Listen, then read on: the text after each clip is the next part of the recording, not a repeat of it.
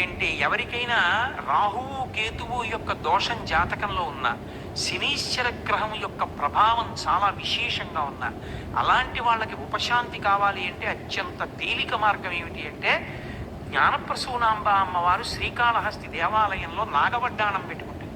పడగ ఇలా ముందుకొచ్చి ఉంటుంది. వెళ్ళి ఒక్కసారి ఆ నాగవడ్డాణం పడగ వంక చూసొస్తే చాలు, గ్రహములు ఉపశాంతి పొందుతాయి. అంత శక్తివంతం జ్ఞానప్రసూనాంబ పెట్టుకున్న నాగవడ్డాణం.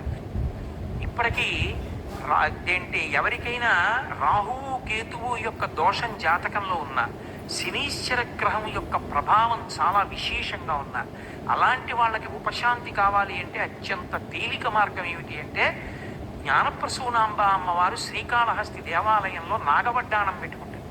పడగ ఇలా ముందుకొచ్చి ఉంటుంది. వెళ్ళి ఒక్కసారి ఆ నాగవడ్డాణం పడగ వంక చూసొస్తే చాలు, గ్రహములు ఉపశాంతి పొందుతాయి. అంత శక్తివంతం జ్ఞానప్రసూనాంబ పెట్టుకున్న నాగవడ్డాణం.